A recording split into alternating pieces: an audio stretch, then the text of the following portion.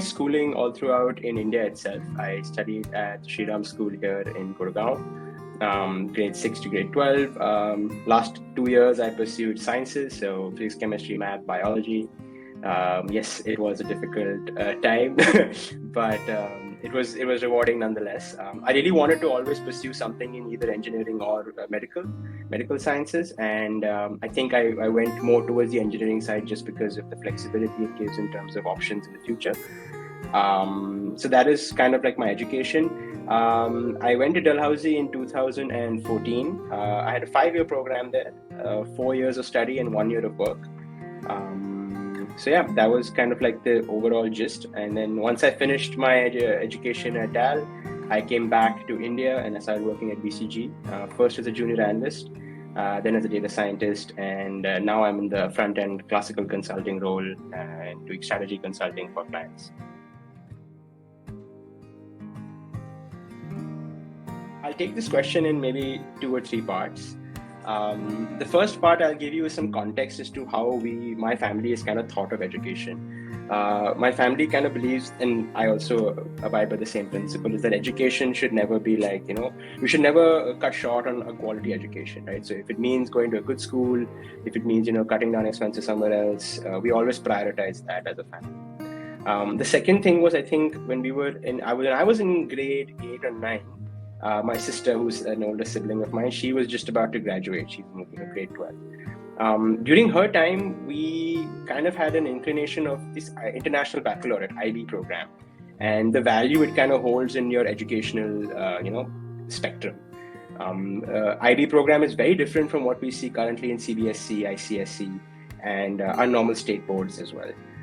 They have like a whole gamut of curriculum aspects, some things which include TOK, theory of knowledge, CAS, creativity, action, service, and they also subjugate everyone to have kind of a classification on their subjects. So they have 3 high-level subjects, 3 standard-level subjects. So that's kind of like in university equivalents, it's kind of like you're majoring in 3 subjects and minoring in 3. So when my sister went through the IB program and we saw the kind of development it gave her in terms of an education, it really stood out to us that it's a very, very valuable aspect to kind of nurture ourselves in in a cumulative aspect and not just the academic rote learning, studying, exam giving aspect. So that's where we started exploring on options of going abroad. Right. The third motivation for me was also the aspect of having an international background. Right.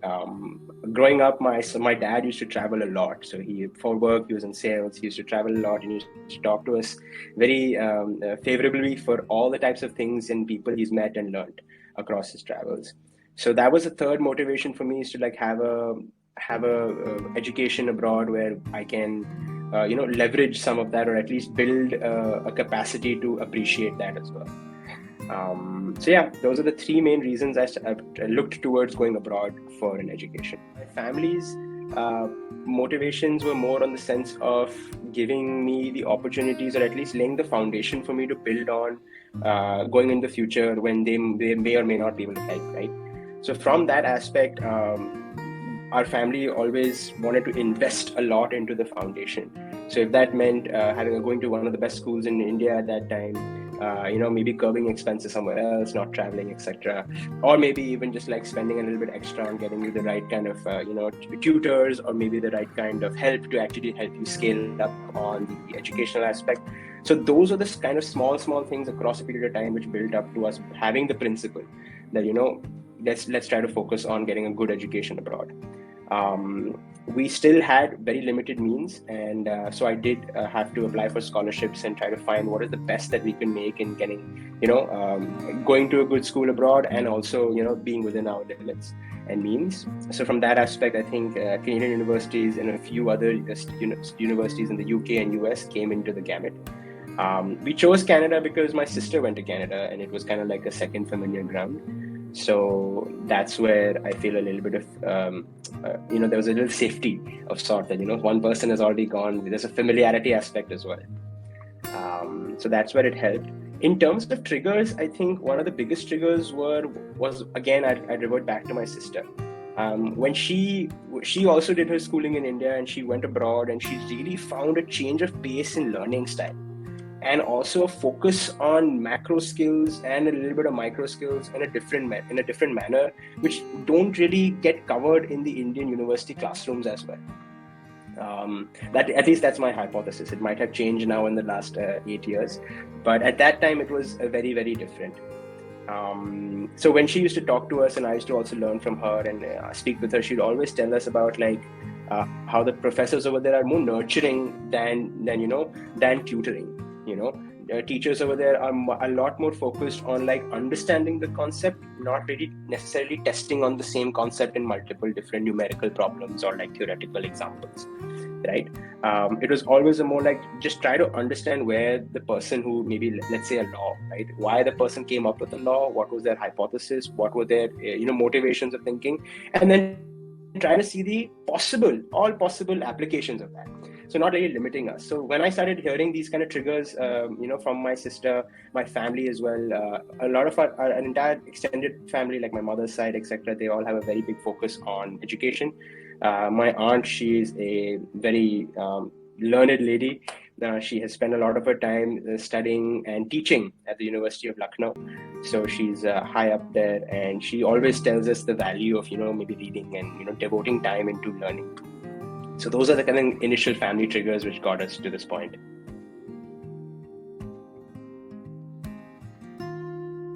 So the teachers the Sri Ram school is, we consider ourselves one of the, a top tier school which focuses on sending talent and, nurturing talent at the best. May it be in Indian universities, may it be abroad. There is no bias per se in that sense. So from my teacher's perspective, it was always that, Kaartikeya, whatever fits best for you, you try to tell us what you think would be best, and then let's give us guidance on there. So the conversation with the teachers was always a back and forth, but I always had to bring an initial opinion onto the table, right? Because it kind of pushes them also to understand where I'm coming from and what I would be interested in, right? It wouldn't make sense for me to try to be like, hey, I really want to become a doctor, and then they tell you, hey, this is the best engineering school in Canada, you should go there. That's a little sidetrack. So those kind of things the teachers are very supportive of. They would also be very supportive in the sense of, kind of helping in the shortlisting aspect, right? So a lot of the universities, a lot of previous alumni have gone or applied there, right? So they are very familiar with the application process. They're familiar with what are the nuances that certain universities look for. Like an art school might give heavier preference on your creative portfolio than your academic, right? So those kind of nuances are what the teachers are aware of. As far as the student cohort were concerned, we were all kids, yeah. We all had aspirations to go to let's say the best schools in the States, Ivy Leagues, top tier. But I think a really humbling aspect of my friend group was that we all came from such a diverse financial backgrounds that we had people at the same time who were thinking that Ivy Leagues would be the best place to go for them, because they had the money, the facilities, and they had the marks to go and the academic certifications. But there were also people who thought that, in IIT Delhi, I really want to grind and give the exams for the FITGI and really try to get into this creme de la creme of what people call the best people in India, right? So we had a very big gamut of all the types of people trying to get in anywhere. So I was getting a good range of understanding that what are the troubles and the kind of trials of sort that you would have to go through to crack something in India, also to crack something abroad, right? So people were giving SAT exams, people were giving ACTs, people were also giving IIT FITGI Vidya Mandir classes, and then on the other side there were people like me who was trying to study for the NEET at that time, the medical school exams. So it was a very wide range, so we all got a chance to kind of learn off of each other. And I think that is something, just being open to the idea of always learning from someone else's experiences, is what helped me make in this time, a wise decision to go to a medium-sized university abroad, which was not too overwhelming, not too expensive, but also gave me the platform to grow to a manageable level, I guess.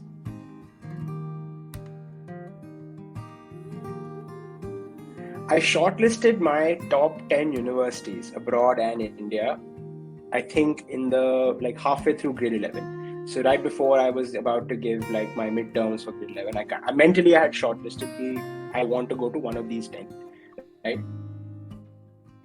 Out of those 10, I had prioritized 5 abroad I had 3 in India and 2 in UK, right? So when I say abroad, I mean North America, sorry. So 5 in North America, 2 in the UK, and then 3 in India. And these were kind of like, within the 5 in the North America, I had 3 dream schools, 2 safeties. And then in the UK, my 2 they were both safeties. I just thought I was confident enough that I'd get in. And then the India ones were depending on how I perform in my exams and the FITG entrance and the NEET entrance, right? So that's just how I shortlisted universities. Maybe sometime so most of my applications abroad for all the foreign universities, so the 7 universities abroad, I focused on 3 aspects, kind of like how the IB program focused on, right? So creativity, action, and service, right? What is it that you're doing there? So I kind of tailored my applications on those sides. So padhai and your studying and academics was always at one side. That has to be consistent and keep going. It was the other 3 factors which I was not very wasn't consciously working on. So from the creativity side, I tailored my resume and my application around one of the instruments I play. I play tabla, right? And I'm a level 4 tabla in the I forget the exam's name, but the Hindi board for music. I gave up to level 4 there, and that was kind of one of the biggest things for my creativity aspect, right? I still play till date, not at the level I used to, but recreationally I still do. So creativity is where I had tabla in it. I played with Birju Maharaj once. I opened for him. That was it was a big thing for me. Yeah, it was a very big thing for me. It was fun. It was a life-changing experience in my opinion. So that was the creativity side. The action side is more on the side of what are the things that I do outside of my academics, right? So I played football for my school team for a very long time. We graduated and we moved on and won to the district championship and then the state championships. I although got limited time on the state level, I wasn't that athletic, but district level I did play a lot, and that showed a side of maybe tailoring my application to show teamwork, accepting defeat, trying to solve through problems as a team. Those are the kind of points I picked up from that and pushed into my application. From the service side, I did a bunch. Service is one of my strongest parts of the application. My mother has since childhood been, really actively involved in the Mother Teresa, homes, and she's also been actively part of a lot of small charity organizations across. One of them being a school here in Gurgaon, really close by to our house, which basically takes the children of a lot of the house help that is around Gurgaon. So it teaches and gives free education to people who are, working as housemaids, their drivers, etc. Their kids are brought into the school and given education while their parents are actually out making a living in the day. So we would a lot of the big part of it was advocating for that. So I would go in there, I would teach the children maths, basic math, sciences. I avoided English because I knew my fundamentals are also not great, but I always stuck with maths and sciences. I used to teach them. That was one part of the service. The second part was, as I told you earlier, PCMB was my selection. I really wanted to go to become a doctor. And as a child, I got spectacles in class 2. Bachpan se, however much I can remember, I've always had glasses, right? And I was really curious as to why do I have glasses? What is the reason, right? So my ophthalmologist, Dr. Arun Sethi, he's pretty well known here. He basically has a charity organization of his own, which basically he sends out eye caps across to the small villages across Delhi NCR and a little bit abroad, across into Haryana, a little bit into Rajasthan, small villages, and we set up eye camps over there, where we are testing people for free for cataract, glaucoma, simple eye vision powers, etc. So the very simple tests, you can do them anywhere, just vision testing with a small slit ray oscilloscopes, etc. So that was another big part of it, right? So I started learning a lot about eye care, fundamentals of ophthalmic diseases, what are the small, easy remedies, and what are the symptoms, etc. So that was another very big part of my 11th and 12th, where I would just sit with a lot of, and my job was purely just testing, right? I couldn't give recommendations, I couldn't do that. So I'd help the doctors on site, but I can at least learn and, be able to detect that, okay, this lady has stage 2 cataract, she needs immediate help, someone is in glaucoma, is in the receding stages of glaucoma and they need immediate attention. So that kind of medical help and support is what I got used to. So that was the other big part of service for me. Yeah. So that's kind of where the applications were taking place in the sense. So across, like, I think everything after class 11 was like studying and then dedicating time to one of these three things: tabla, football, or service, right? So that is how I tailored the application. Two other aspects to it, which were always important, were the standardized tests. I had to also give the SAT once. I gave the NEET, but I did not fare very well in that. Neither did I in the FITG exams, because I wasn't preparing for them at the rigor that other students are. I just gave them basis my class 11, 12th academics and what my ICSE board was requiring me to study. But definitely not at the rigor that other students were. So didn't really fare well there. In the SATs, I scored well. I got a 2200, and basis that I applied to a lot of universities abroad. Right. These my top 7, and then the 3 in India, I think, went down the drain the moment I scored fairly poorly in the other 2 exams. I wasn't inclined to, kind of go through the route of paying money to get admission. I don't know if that's something we can talk about here, but that is a reality. A lot of people do it. Abroad, I got a lot of acceptances. I got a couple of rejections as well. But the only university that actually gave me a scholarship in my first year was Dalhousie, right? And they gave me a full scholarship for 1 year, which I had to maintain based on the grade point average.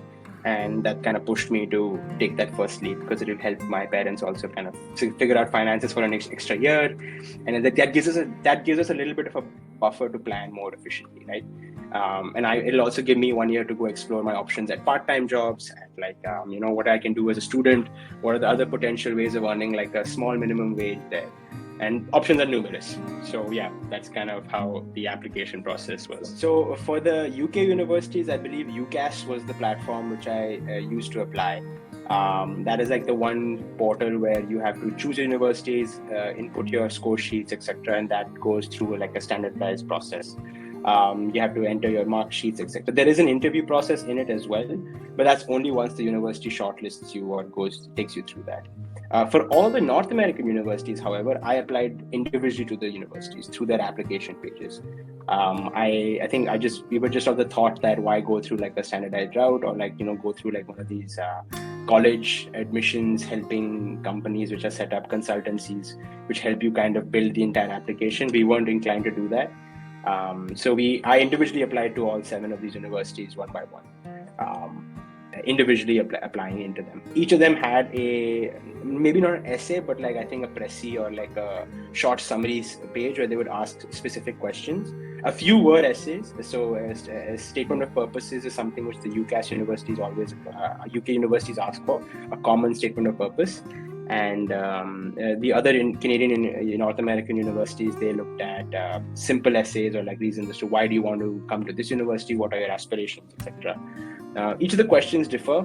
Some of them have varying degrees of, in experience annotations. So they request you to, give experiential anecdotes and what your learnings were. A few of them were just on a macro level, trying to understand what are our, intentions of coming abroad and studying. So there was a big variance in what are the types of essays that were available. So for the essay and applications aspect, I always used to do multiple iterations on my side. And my father and my sister, they were both very, very helpful in kind of cross-checking that and being my editors of sort. For a couple of them, the UK ones, I went to my teachers more often just because they have a lot more experience with what works as a statement of purpose in UK. So they were pivotal in kind of guiding me there. And then once you get multiple people's inputs, then you kind of get a sense of how you should be writing and in answering specific questions. So that standardization came across towards the end and became fairly easy to kind of rinse it and continue the process. That's for the application and essay sides. None of the universities on an undergrad level really require interviews, right? Unless you are applying for scholarships. So when I applied for scholarships in, I think it was Brown University and Dalhousie, Brown did not, they did not, my interview did not land with them. So like I had the interview, 20 minutes, got rejected after that. But luckily, my interview with Dal was right after, right? So when I gave my interview with Brown, I saw little pitfalls in what my communication gaps were. I made a couple of mistakes of not really focusing on answering the question specifically, but more instead of focusing on what I've already done, right? And not being able to bridge that gap was something I think I lacked in my first interview there. It's very important to actually build that, right? From your experience and your anecdote, how are you specifically answering a question? Because I think multiple times it happens with us every day. Someone asks us something, but we end up giving a very far-fetched metaphor to get them to understand that. That was a small gap there. But when I went to Dalhousie, I had an interview with two alumni. One was from India in themselves, and the other one was a Canadian lady. Both of these people we had the interview with them, and they were both together on the panel. It was a very, very, fluid conversation at that point. And I think my nerves are also a little bit, calmer instead of the Brown one, because I just felt like Brown had a lot of prestige and name attached to it as a university. And when I went to Dal, not that Dal doesn't, but just that when I went to Dal, I was like, you know what, there's nothing to lose now. You want to try to bet your best, you want to do it, so let's just be calm and give it at all. That's kind of I had to switch my mental framework to be a bit more calm there instead. So that went well, that landed well, and yeah. So I think scholarships, application, essays, application forms are standard. There's nothing much different there. I feel like it's the same set of questions you will see across all universities. I would recommend you find a template, stick with it. Kind of like how you do with job applications. That is not the place where you should be spending a lot of your time. Right? Most of your time should actually be spent in figuring out your essays, doing a lot of networking, actually. That has really helped me. So reaching out to student counselors, advisors, admission recruiters in the universities themselves, and actually speaking to them on their capacity requirements, their class sizes, understanding what are the kind of courses there are, your doubts on course-specific related questions. Those actually give you more context when you answer your questions for the essays, right? So that kind of, I guess, homework is very important. On your own side, reading, understanding, like say for example, when I was applying to DAL, I knew for a fact that DAL's electrical engineering program was one of the smaller classes in their engineering pools, right? So civil and industrial are the biggest classes, and electrical and computer were one of the smaller classes. So knowing that, I knew that I'd be getting a lot of focused attention. I'd be able to get a lot of help from my teachers directly, not so much from my cohort and my classmates, but more from the teachers. So that kind of triggered in me a little bit that help, you will get help, so let's try to go there, and maybe try to do a tougher program. So that kind of homework was quintessential in my application process, now that I think about it.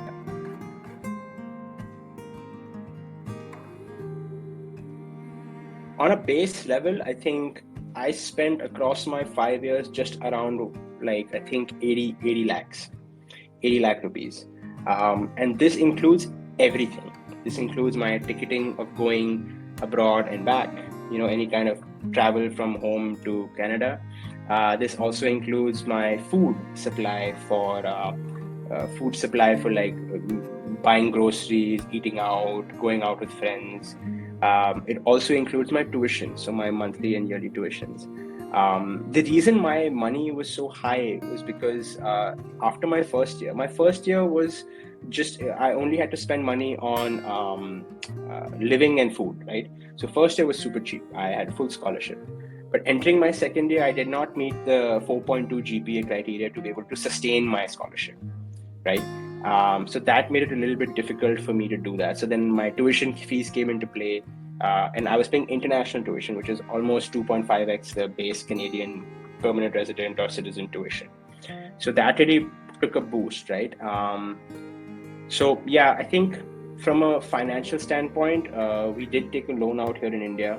We had to take a financial loan out, which is successfully paid off. Thank you, God, for giving us the strength. So we took that out as a family.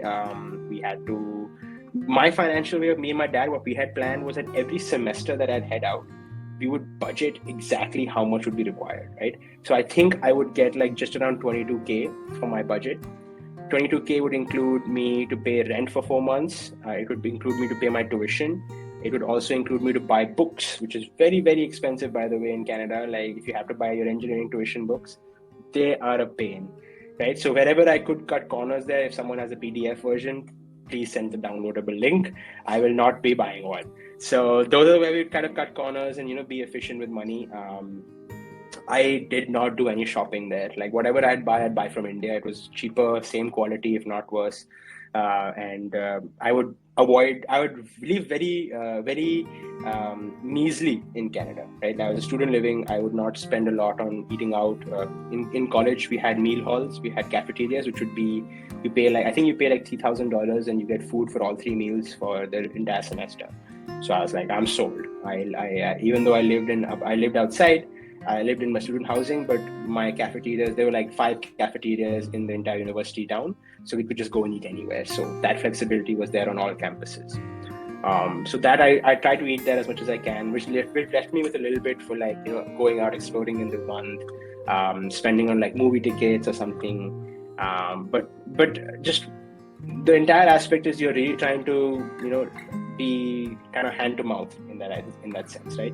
Whatever you have for the month, you have to make it last and you have to go. And that worked out for me really well.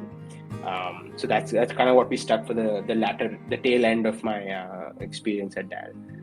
In Dal, I also worked for 6 months, right? So I worked as a power engineer there. And in that stint, I was making money as well. So those months, I would just be paying rent from what my dad would send me. And the remaining all kharcha would be either saved for the next semester or would be used in just me kind of like enjoying college life for once, so those kind of things were what I prioritized. So yeah, that's kind of the breakup of finances. Most of the universities offer free transit passes.